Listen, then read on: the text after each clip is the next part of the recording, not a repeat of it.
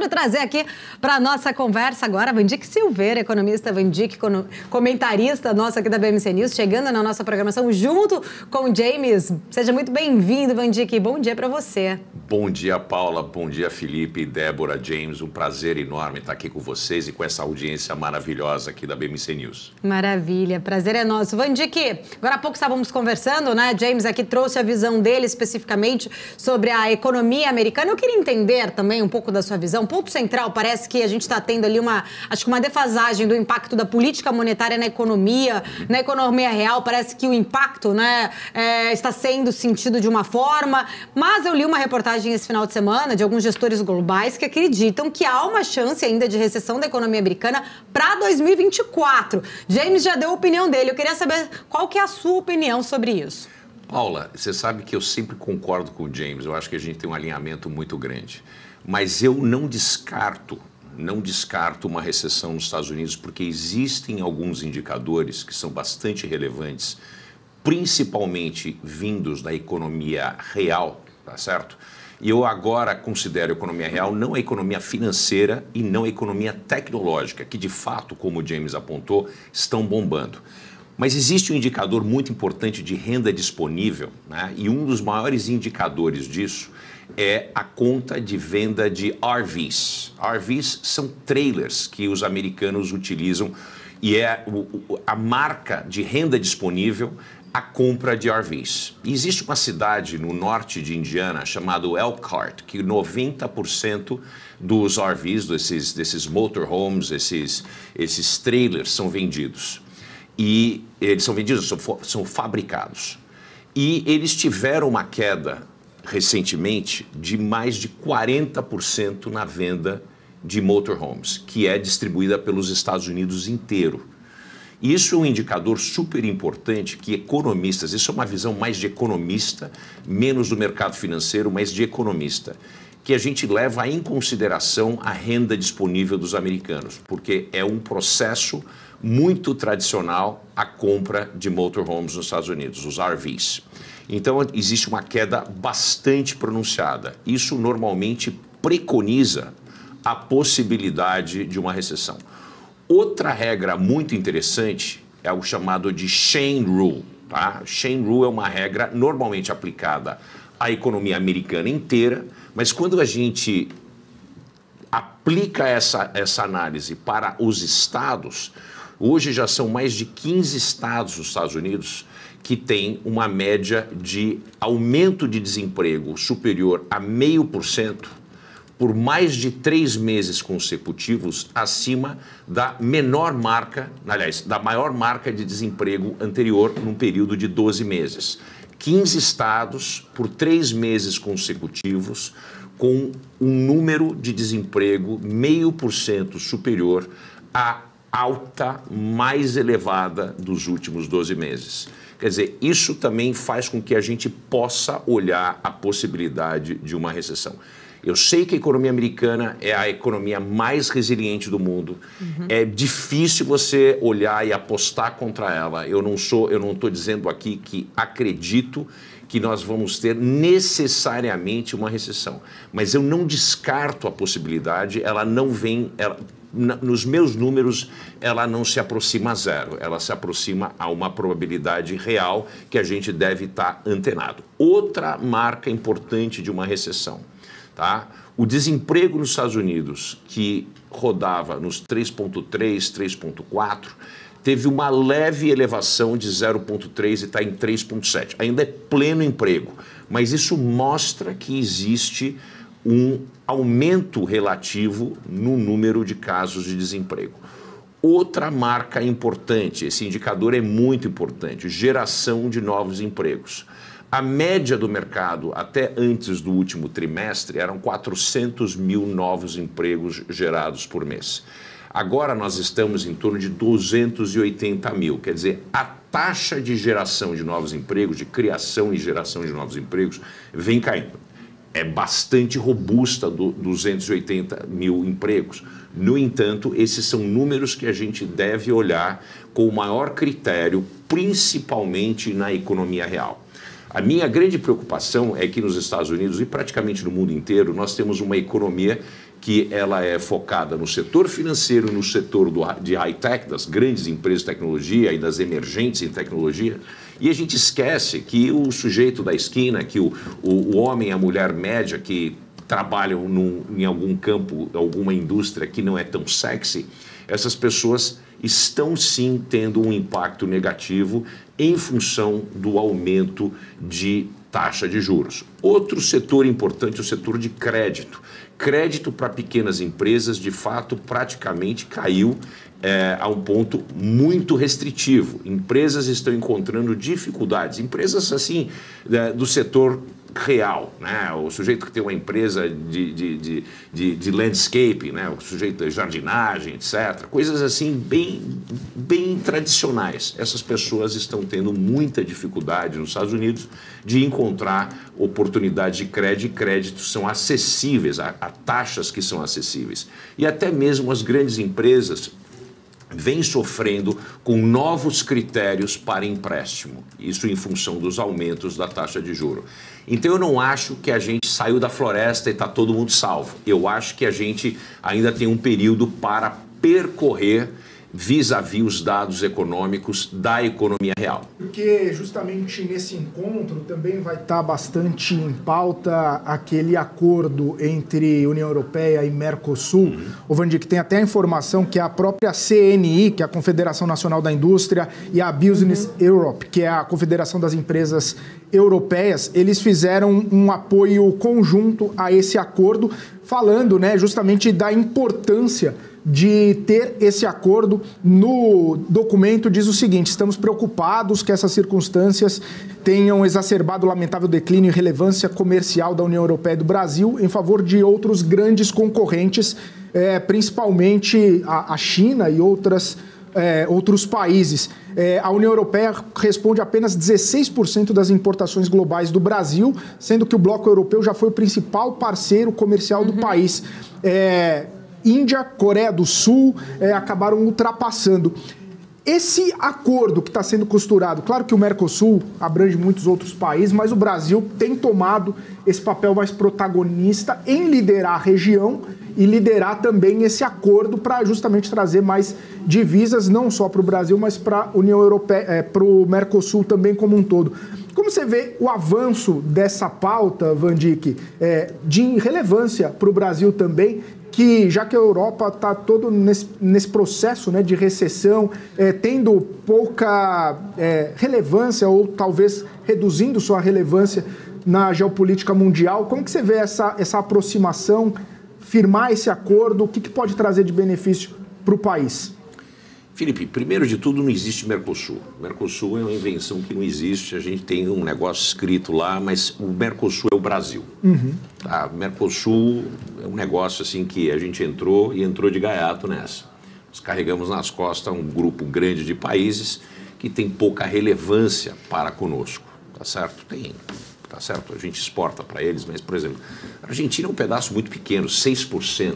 Se a Argentina, que é o segundo maior país, é 6% das exportações, imagina só os outros juntos. Quer dizer, chega a 10% todo o grupo das exportações brasileiras. Então, não é um grupo relevante.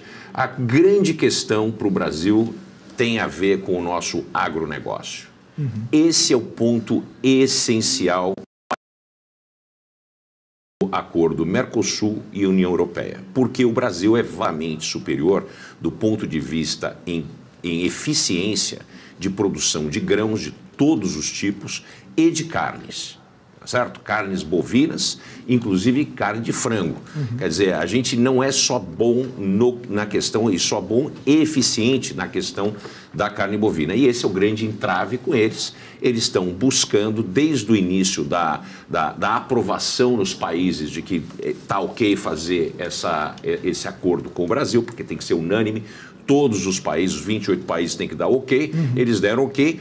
Na sequência, com a eleição do Bolsonaro, as falas desastrosas do ex-presidente também não ajudaram em nada e vamos dizer também que as ações ou falta de ações para coibir desmatamento, ainda que agora, nesse governo atual do Lula, o desmatamento vem crescendo, quer dizer, um contrassenso total, a União Europeia se pautou nisso, esse subterfúgio para dá uma dilatada no tempo de aprovação e entrada em vigor desse acordo para tentar reduzir a quantidade de produtos agropecuários brasileiros que entrarão com valores de taxas de importação muito menor ou zero.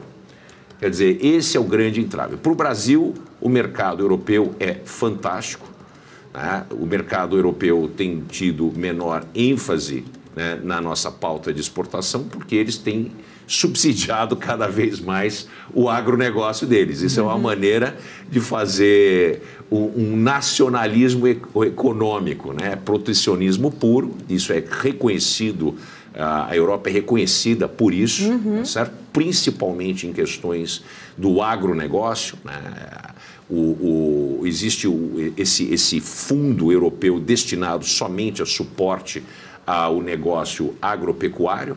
A França é o maior entrave nisso, é o país que é o maior beneficiário desse fundo europeu para o agronegócio. A França tem se posicionado bastante contrário ao Brasil. Obviamente, no começo era por causa do Bolsonaro, era a queima da Amazônia e do Pantanal. Quer dizer, sempre existem alternativas. Também teve questões fitossanitárias com a carne, com relação à vaca louca, todo esse tipo de coisa. Quer dizer, a gente vai sempre protelando em função da expectativa dos europeus de se tornarem mais eficientes para poder concorrer com o Brasil. Nesse quesito não dá para ninguém, o Brasil é muito mais eficiente e a entrada do Brasil como um membro associado do bloco para motivos de exportação e importação está bastante travado exatamente nesse ponto. Ela veio para cá tentar receber algumas garantias, né? Botar o Brasil na sua casinha, né? Botar o Brasil acomodado como nós vamos respeitar as regras impostas com relação ao meio ambiente, né? O Environmental Bill da União Europeia. E se o Brasil quiser ter acesso a esse mercado, a gente vai ter pouco o que fazer, além de aceitar o que a Úrsula vem nos pedir. Pelo outro lado, é um ganho fenomenal para o Brasil. O Brasil não pode apenas viver de China. O Brasil precisa expandir muito sua fronteira de exportação nos produtos onde nós somos extremamente eficientes, porque dessa maneira a gente exporta mais, a gente traz mais dinheiro, mesmo com oscilações dos valores das commodities. Ao longo do tempo, nós podemos adicionar valor na indústria do agronegócio. Eu sei que o Lula vem falando de reindustrializar o Brasil. O Brasil não tem negócio na produção, na indústria de transformação. Nós não somos competentes nessa indústria, nós não temos vantagens comparativas, isso é, nós não somos eficientes na produção pesada e na produção em indústrias de transformação automotiva, etc. Nosso negócio, onde nós somos claramente o líder do mundo, e quanto mais a gente investir na tecnologia do agro, do campo, nós nos tornaremos cada vez mais eficientes, é o agronegócio, é onde nós podemos e devemos ter relacionamentos com todos os países do mundo, sem ficar, né, circunscritos a um grupo de 3, 4 grandes importadores. A China vem mostrando fraqueza no seu crescimento econômico. Nunca acreditei, e eu disse isso aqui logo quando a China reabriu, nunca apostei que a China fosse a solução para os males que aconteceram durante a pandemia. A China deve ter um crescimento na casa dos 2%, talvez 3%, 5% é inatingível. A China tem problemas gravíssimos internos, principalmente com o mercado de crédito e o mercado imobiliário, que está trazendo a economia para baixo. E, obviamente, né, a China padece dos mesmos problemas que assolam o Japão. Uma sociedade envelhecendo rapidamente, que não tem um impulso de consumo de produtos, de bens duráveis. A gente tem que explorar exatamente isso. O chinês tem que comer e os chineses têm que manter a infraestrutura que eles fizeram. É onde a gente tem a oportunidade. Casas novas, infraestrutura nova, acredito que eles chegaram a um ponto que isso adiciona marginalmente, até potencialmente negativamente, né? Porque eles construíram tudo em muito pouco tempo. Agora, a manutenção dessa infraestrutura, malha urbana, viária, etc., portos, vem dos nossos minérios e, pelo outro lado, a população tem que crescer. Agora, a expansão da fronteira de exportação brasileira é essencial com a União Europeia. Isso aí, nós estamos falando de quase 1 bilhão de pessoas e países novos que vão entrar, já tem uma lista de países novos. O Brasil precisa desse mercado, e esse mercado é um mercado que é um mercado rico e um mercado que pode realmente ser um substituto para a relação que a gente tem com a China, caso haja algum problema geopolítico. Nós precisamos pensar além da curva, né? Se a gente se alinha completamente com a China nessa relação, vamos dizer assim, perigosa em função do que tem acontecido geopoliticamente, a oportunidade se faz em abrir a oportunidade de ter um relacionamento mais profundo com a União Europeia, caso, de fato, essa relação entre Estados Unidos e China chegue a um cume e algo muito nocivo para a economia mundial possa acontecer. Mas os europeus vão para onde estão os americanos. E essa oportunidade é essencial para o Brasil. Vandique, você trouxe aí vários pontos, acho que importantes, mas, no geral, um grande dilema, vamos dizer assim, né? Principalmente para o nosso governo. Quando a gente ora é pedra, ora vira vidraça, tudo muda a forma e a perspectiva, né? Então, em relação à parte ambiental e desenvolvimentista, a gente tem aí, né, situações, vamos colocar assim, uma situação ambígua para o próprio governo decidir. A gente já estava falando sobre a questão da margem equatorial, mas agora você falou em relação a todas essas críticas que vêm do lado da União Europeia, do próprio desmatamento também. A questão do agro, que é um outro ponto, né? Antes, o próprio Lula agora está tentando, acho que, fazer um meio de campo. Semana passada a gente viu ele ali, né, no evento agro, tentando, né, fazer, vamos dizer assim, engatar umas tratativas de paz, que ele já chamou de fascista no passado e que ainda, né, tem ali, vamos dizer assim, uma baixa popularidade. Mas acho que o ponto principal é também, além do agro, a força que o agro tem toda no PIB, e que a gente viu isso nesse último PIB, o agro em si tem 300 representantes dentro da Câmara. É uma força muito forte que o próprio presidente precisa ter ali para aprovar pautas importantes. Ou seja, né, aquela hora que eu falei, o dilema, ora você é pedra, ora você é vidraça. Hoje ele como numa posição de vidraça, não mais atacando o agro, precisando fazer essas tratativas de paz aí para o setor. Eu queria entender também um pouquinho da sua visão de uma análise interna. A gente falou um pouco sobre essa política externa, ele agora tentando se reaproximar, fazendo um pouco mais de articulação. Como você tem visto o papel do presidente Lula nessas últimas semanas, principalmente nessas tratativas de tentar se aproximar de algumas bases grandes? Frente parlamentar do agro é muito forte, ele precisa de aprovação de pautas importantes lá. Bom, a articulação política do governo tem sido péssima. Isso não é novidade para ninguém, e a expectativa é que os ministros responsáveis por essa articulação, principalmente Padilha, não estejam mais entre nós muito cedo. Mais cedo do que tarde, né? A gente sabe que não está funcionando. Isso é uma cobrança do legislativo. O legislativo vem cobrando isso e é essencial para que a economia destrave. Vai ser ali onde nós teremos a oportunidade de aprovação de reformas, sem que haja essa articulação, e principalmente com a bancada agro, porque nós agora estamos falando do marco temporal, essa análise que agora foi para a Casa Superior e pode eventualmente acabar na mão do Supremo. Quer dizer, todo esse tipo de coisa é muito importante que haja uma articulação bem feita, onde existam lados que saiam felizes, mesmo que sejam antagônicos.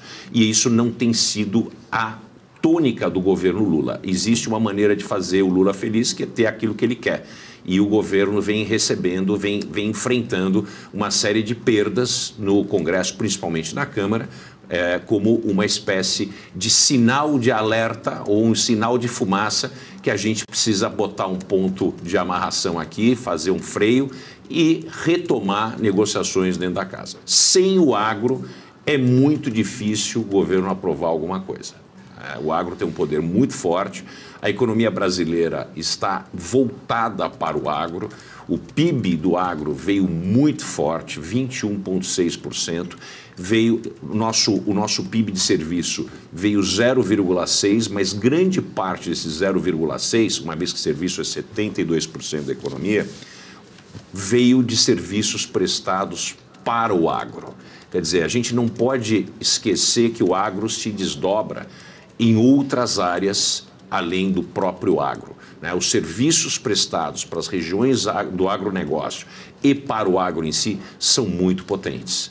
Então, nós estamos falando de uma fatia relevante, importante e talvez a indústria mais relevante para o país. Então, o Lula deve fazer esse meia-culpa, se desculpar dos impropérios ditos, uma vez que foi proferido que o agro seria associado ao fascismo, quer dizer, essa é uma palavra muito pesada. Ultimamente a gente passou a usar a palavra fascismo para denotar qualquer coisa que a gente não concorda, né, vindo pela parte da esquerda. Tudo que a esquerda não concorda, ela coloca o termo de fascista, nazista, etc. Quer dizer, isso não é realidade. Não existe nenhum tipo de fascismo no Brasil e não existia nenhum tipo de fascismo mesmo no governo do Jair Bolsonaro. Então, isso aí é uma coisa que foi politizada.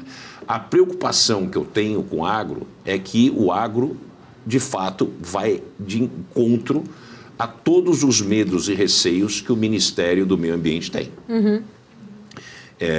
Nós temos agora o próprio governo, né, preocupado com a exploração, né, da margem equatorial, né, da nascente do Rio Amazonas, que existem possibilidades de encontro de petróleo nessa região, existem oportunidades. Quer dizer, isso vai também de encontro com a agenda ambiental brasileira. Quer dizer, a gente está, de novo, né, com uma personalidade esquizoide, dizendo que vai fazer algo e fazendo algo completamente diferente. A relação com o agro se dá exatamente nisso. Muito falatório, foi feito pouca coisa contrária ao agro, isso vale a pena anotar aqui. A gente fala muito para jogar para a torcida do PT, mas faz pouco. No entanto, esse falatório, né, que não tem muitas papas na língua, impacta negativamente o relacionamento dessa bancada muito forte, porque eles se irritam e se ofendem com a articulação do governo, e isso trava grandes oportunidades de reformas que nós necessitamos, principalmente, né, a aprovação do marco temporal. Segundo, a reforma tributária, que isso é essencial para o desenvolvimento do Brasil, para que o Brasil possa voltar a crescer. São as duas reformas que estão tramitando? Não. Ambas são muito ruins em vários aspectos, mas tem que haver uma negociação com o governo e tem que haver uma negociação com o pessoal do agro, porque de uma maneira negativa, uma dessas PECs, eu esqueci qual é o número dela, ela atinge muito desproporcionalmente o agronegócio.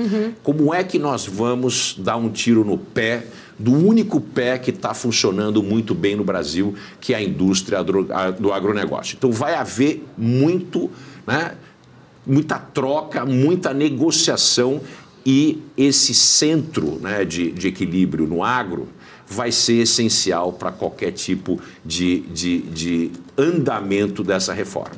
Outro ponto importante, né, é a aprovação do nosso marco fiscal.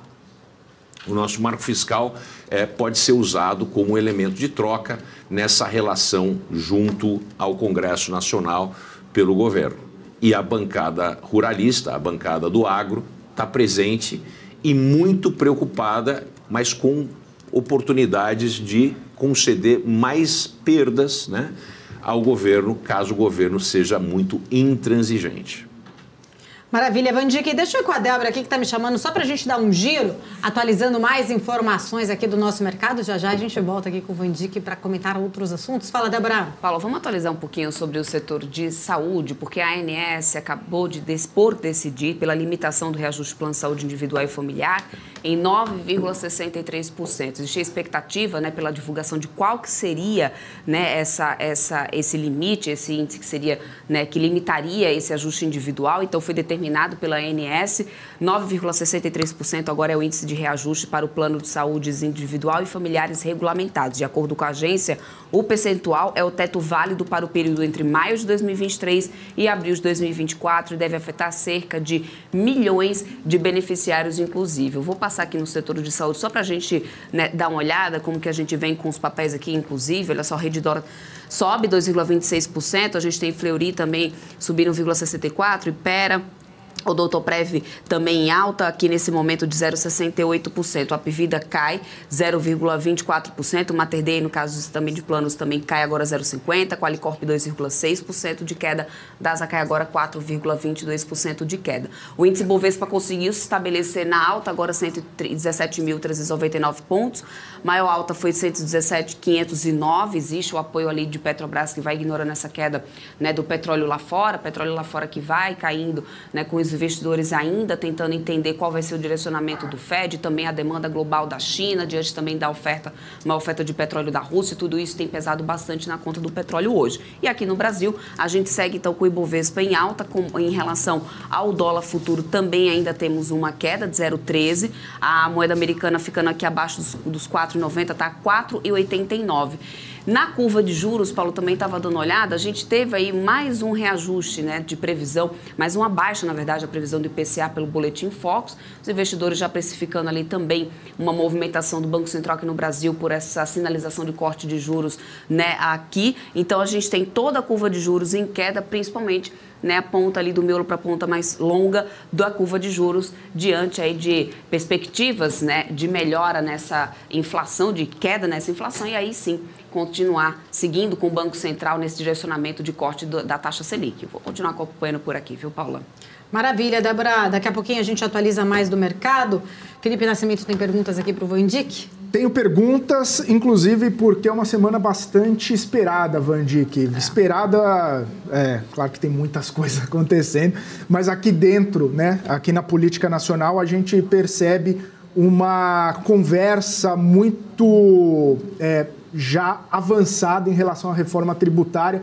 Agora há pouco mesmo a própria ministra Simone Tebet falando que a única bala de prata é uma expressão que ela gosta de usar, né? No arcabouço fiscal ela acabou usando essa expressão e passou, né, na Câmara, foi para o Senado, está sendo debatido lá, mas a reforma tributária está tendo bastante discussão e proeminência na discussão lá em Brasília, justamente porque está se criando, né, um sentimento de necessidade de aprovação da reforma tributária. Inclusive, a gente citou mais cedo o artigo do Henrique Meirelles, ex-ministro da Fazenda, falando que o Brasil não pode perder a oportunidade de votar ou de passar essa reforma tributária, porque já ficou há muito tempo sendo discutida e nunca saiu. E agora, aproveitando esse momentum, né, que é essa necessidade de aprovar, todo mundo falando, todo mundo percebendo essa necessidade, o Executivo, o Legislativo, o Judiciário, a própria população, né, o empresariado, todo mundo debatendo essa necessidade de aprovar a reforma tributária. E agora, praticamente sendo colocada que vai passar, ou pelo menos vai ser colocada em votação, ainda no primeiro semestre, justamente por conta desse andamento da agenda da reforma tributária.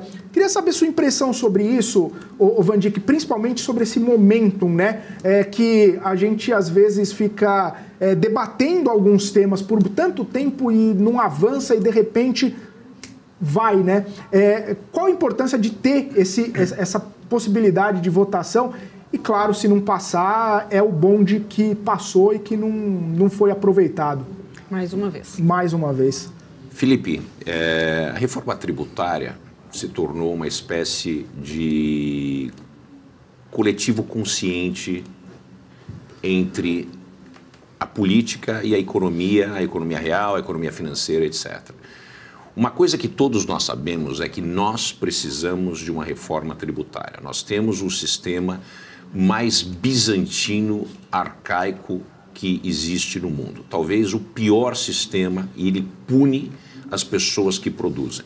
Tá? Antes mesmo de oferir um centavo de lucro, nós já estamos punindo, porque imposto é uma punição para quem produz.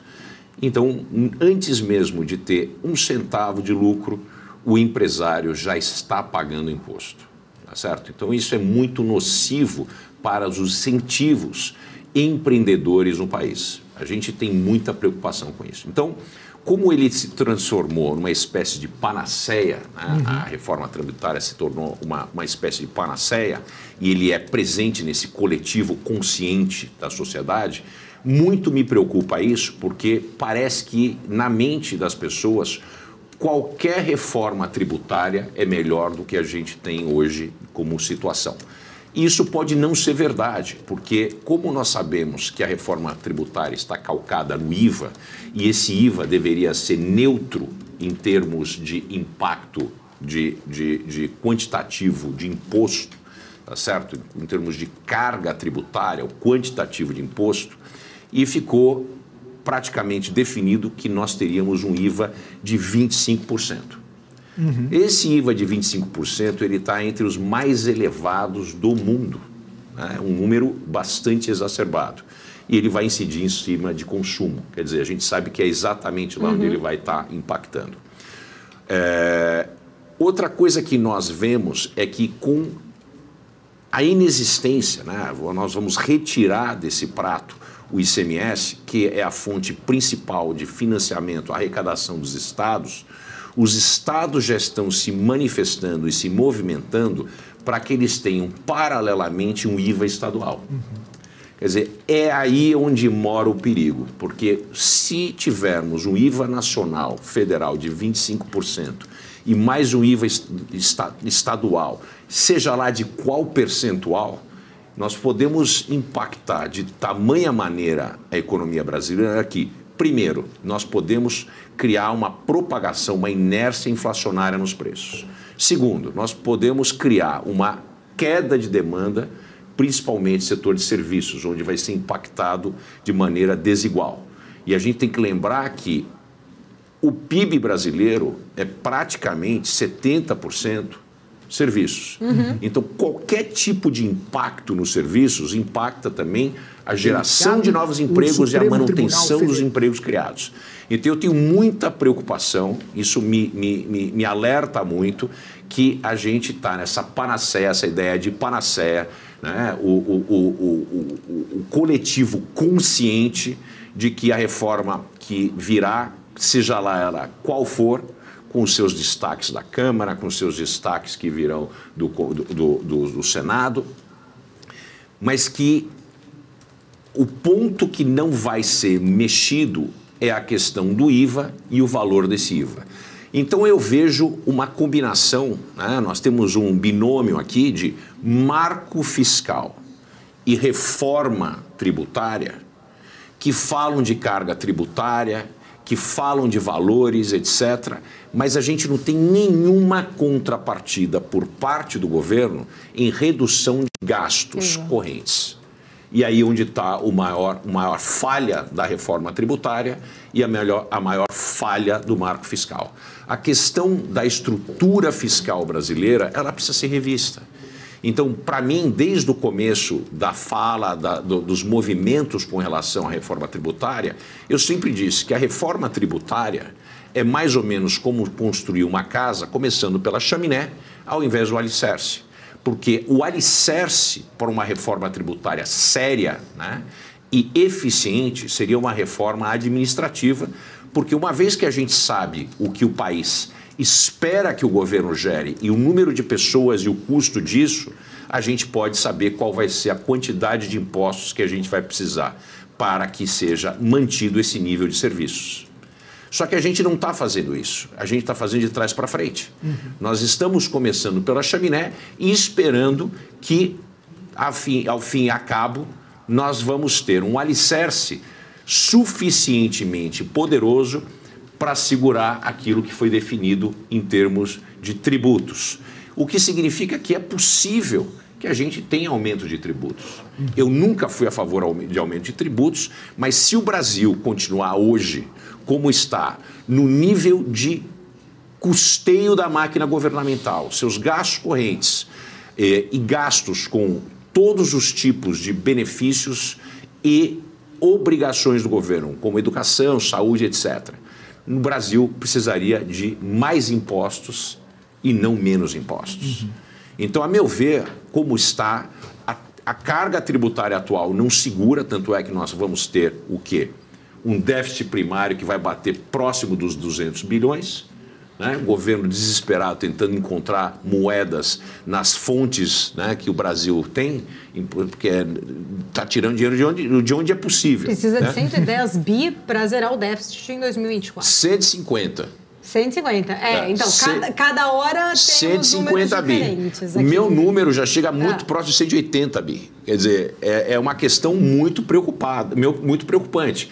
E eu vejo manifestações, eu vejo conversas na Câmara, conversas no Senado, conversas entre as duas casas do governo, e eu vejo o governo atuando para tentar aprovar, vejo Simone Tebet tentando criar um elo com as casas do Legislativo, eu vejo empresários, só que eu não vejo o governo se mexendo com relação ao custo da manutenção da máquina e dos investimentos e obrigações do governo. Quer dizer, não tem, a meu ver, condição de ser aprovada qualquer tipo de reforma tributária sem a gente saber o que espera do governo. Nós vamos dar um voto de confiança, como demos na PEC da transição, como estamos dando, porque vai ser aprovado o marco fiscal totalmente balizado em receitas, sem se falar de gastos, e nós estamos dando um terceiro voto de confiança para o governo, que é uma reforma tributária sem a gente saber o que é que vai sair dali do ponto de vista de valores para custear o governo. Quer dizer, nós não estamos falando de maneira séria, nós estamos falando daquilo que é a aspiração que a reforma tributária vai resolver vários problemas, de desembaraçar uma série de coisas, vai facilitar a vida, que pode sim até fazer isso, mas o cerne da questão, a ponto mais importante, parece uma espécie de tabu que ninguém quer falar, que é, corta aí, tem que cortar. Não é possível que a gente continue gastando 700 milhões de reais por ano, né, com 11 membros do Supremo. Como é que pode custar isso? Né? Como que a gente pode ter a quantidade de gastos com deputados? Né? O valor que o legislativo custa com a quantidade de pessoas lá dentro. Quer dizer, tudo isso tem que ser falado. Se não for falado, nós estamos fazendo uma reforma tributária para inglês ver. Ô, Vandick, um ponto importante, acho que é uma questão, né? Até estava lendo aqui agora as falas aqui do Reginaldo Lopes, acho que um ponto importante aqui de divergência que existe em relação, principalmente sobre essa pauta da reforma com os estados, que pode acabar ameaçando aí a aprovação da reforma, é o Fundo do Desenvolvimento Regional. E ele traz aqui agora, numa entrevista que ele acabou até de fazer com a CNN, que o governo vai bancar, então, o fundo para os estados, né? Diz, então, aí o coordenador da reforma tributária, é o Reginaldo Lopes, que é do PT de Minas Gerais, coordenador desse grupo de trabalho lá na Câmara, e ele fala, então, a União vai bancar tudo, já está acertado com o ministro da Fazenda, Fernando Haddad. Equipe econômica entende que desenvolvimento regional é uma atribuição da União. O ponto é um dos que acabou abrindo aí divergência com os estados, como, né, ele acabou falando ali que ele acredita que precisa dessa solução, o que poderia ameaçar a aprovação da reforma tributária. Esse fundo seria um fundo criado que, na prática, bancaria o fim dessa guerra fiscal entre os estados. Como que você enxerga essa discussão? Você acha que isso pode realmente, de certa forma, ser um problema em relação à aprovação dessa pauta? Certamente, é um grande problema. Esse fundo vai ser distribuído como? Para quem?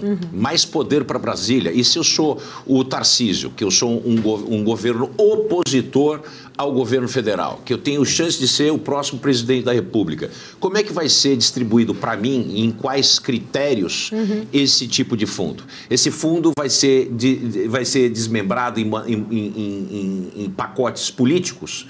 Como é que vai ser? O governo se mostrou muito inepto na distribuição de emendas, né? A gente já passou metade do ano, nem 20% das emendas foram liberadas. Vai ser da mesma maneira com relação aos governos? Eu não aceitaria, em hipótese alguma, sendo Tarcísio e o governador do estado mais relevante do país, com o maior PIB do Brasil, ficar à mercê do estado. do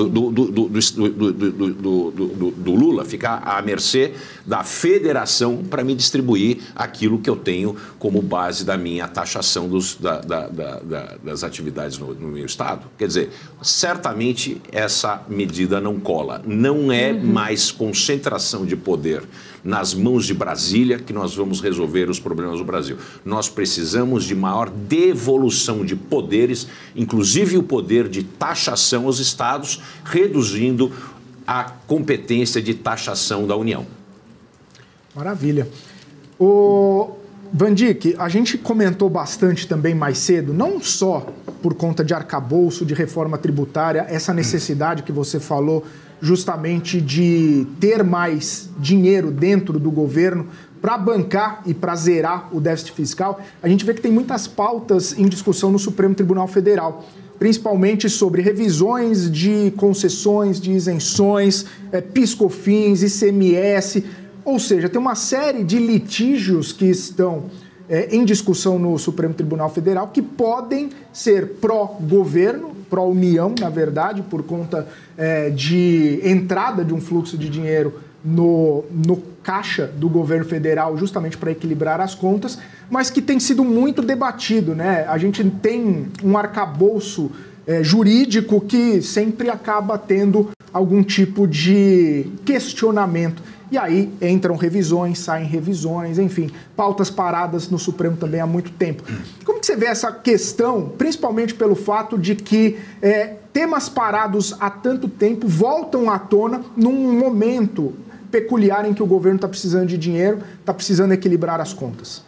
Felipe, eu já disse para você que eu vejo que existe um pacto silencioso entre governo e Supremo. E esse pacto silencioso se dá em vários aspectos da vida pública e na relação institucional que tem a ver com o ambiente fiscal brasileiro.